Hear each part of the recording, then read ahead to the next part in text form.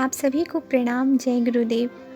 आज शिव महापुराण में सुनेंगे इंद्र को जीवन दान। कथा प्रारंभ करने से पहले आइए हम सभी मिलकर गायत्री मंत्र करेंगे। ओम भूर्भुवः स्वः तत्सवितुर्वरेण्यं भर्गो देवस्य धीमहि धियो यो नः प्रचोदयात्।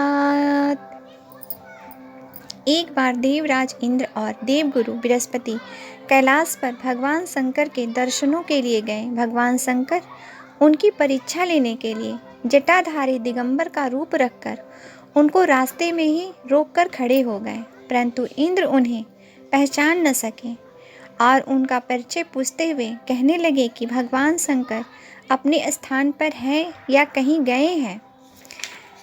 इस पर तपस्वी रूपी शंकर जी ने कोई जवाब नहीं दिया। इंद्र ने अपने ऐश्वर्य और गर्व में भरकर उन्हें घुड़क दिया और फिर कहा, अरे मैं पूछता हूँ तू उत्तर क्यों नहीं देता? मैं तुझे इस समय वज्र से मार दूंगा, फिर देखूंगा कि तेरी रक्षा कौन करता है।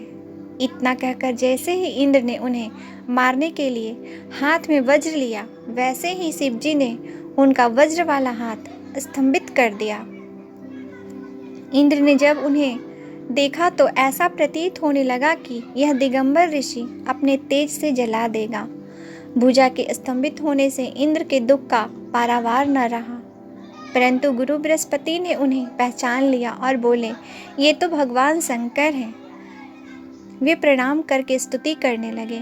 फिर उन्होंने इंद्र को भी उनके चरणों में झुकाया। पुनः गुरु बृहस्पति जी ने प्रार्थना की, हे दीनानाथ, हे महादेव, आप अपना क्रोध शांत कीजिए और इंद्र के अपराध को क्षमा करें। भगवान शिव गंभीर वाणी में बोले, मैं अपने क्रोध को कहाँ स्थापित करूं? तब बृहस्पति जी बोले, हे प्रभु, भक्तों पर सदैव दया ही करनी चाहिए।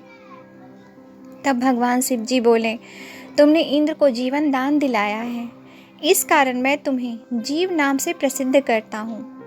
मेरे नेत्रों की अग्नि अब इंद्र को पीड़ित नहीं करेगी।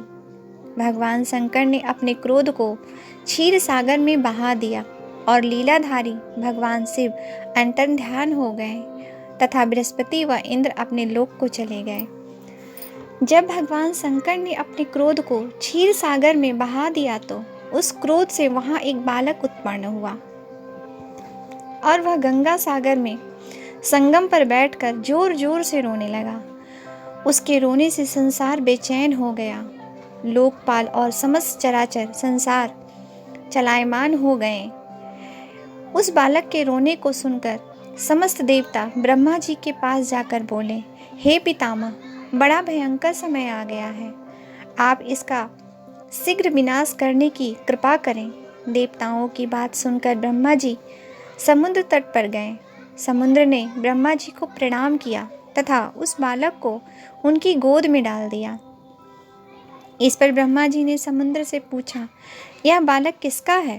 ब्रह्मा जी को समुद्र ने बताया कि मुझे यह तो ज्ञात नहीं है कि यह बालक किसका है, परंतु यह सागर संगम में उत्पन्न हुआ है।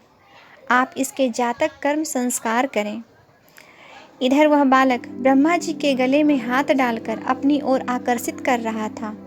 उसने उनका गला इतनी जोर से दबाया कि ब्रह्मा जी की आंखों से आंसू टपकने लगे। ब्रह्मा जी ने बड़ी कठिनाई से बालक के हाथ को हटाया और सागर से बोले, तुम्हारे इस पुत्र का जातक कर्म बताता हूँ। मेरे नेत्रों से जो यह जल निकला है, इसलिए इसका नाम जलंधर होगा। यह उत्पन्न होते ही तरन हो गया है, अतः यह समस्त शास्त्रों का पारंगत होगा और महापराक्रमी बनेगा। यह बालक जलंधर कार्तिकेय के समान धीर, गंभीर और सर्वविजयी होगा। यह बालक राक्षसों का स्वामी बनेगा। यह अपने पराक्रम से विष्णु को भी पराजित कर देगा। इसका वध केवल भगवान शंकर ही कर सकेंगे। इसकी पत्नी पतिव्रता, सुंदर और सौभाग्यशाली होगी। इसके पश्चात सागर ने राक्षसों के गुरु शुक्राचार्य जी को बुलाकर उसका राज्याभिषेक कराया और दैत्य का सम्राट घोषित कर दिया। कालनेमी की पुत्री वृंदा से उसका विवाह हुआ। विवाह में खूब उत्सव मनाया गया। अब वह आनंद पूर्वक असुरों पर शासन करने लगा। अगली कथा में सुनेंगे देव जलंधर युद्ध। आप सभी को प्रणाम, जय गुरुदेव। आज शिव महापुराण में सुनेंगे देव जलंधर युद्ध। एक दिन जब समुद्र का पुत्र जलंधर अपनी पत्नी वृंदा के साथ असुरों से सम्मानित होकर सभा में विराजमान था तो वहां पर भृगु ऋषि पधारे। जलंधर ने उन्हें साष्टांग प्रणाम करके पूछा, हे गुरुदेव, यह राहु का सिर किसने काटा है? भृगु जी ने बताया कि समुद्र मंथन करके देवताओं और दैत्यों ने जो अमृत निकाला था उसे देवों की पंक्ति में छिपकर राहु ने पिया था। तब देवराज इंद्र के हितैषी श्री हरि ने ही उसका सिर काट दिया था। यह सुनकर जलंधर के नेत्र लाल हो गए। उसने अपने दूत घस्मर को बुलाकर उसे इंद्र की सभा में संदेश देकर भेजा। उस चतुर दूत ने इंद्र की सभा में उपस्थित होकर जलंधर के शब्दों में ही बोला, हे अधम इंद्र, तूने समुद्र को क्यों मथा और मेरे पिता के सब रत्न क्यों ले लिए? यदि तुम भला चाहते हो तो उन सब रत्नों सहित देवताओं के साथ मेरी शरण में आ जाओ, नहीं तो हे सुराधम, तेरे लिए यह बड़ा भारी भय पैदा हो जाएगा, तेरे राज्य का विध्वंस हो जाएगा। यह सुनकर इंद्र को बड़ा विस्मय हुआ और बोला, पहले मेरे डर से सागर ने सब पर्वतों और अपनी कुक्षी में क्यों स्थान प्रदान किया और मेरे शत्रु दैत्यों की रक्षा क्यों की? इस कारण मैंने सभी रत्न ले लिए। मैं सत्य कहता हूँ कि मेरा द्रोही कभी सुखपूर्वक नहीं रह सकता। यह सुनकर दूत शीघ्र जलंधर के पास लौटा और सब समाचार से अवगत कराया। दूत से समाचार पाकर दैत्यराज जलंधर क्रोध में भर गया और उसके होठ फड़फड़ाने लगे।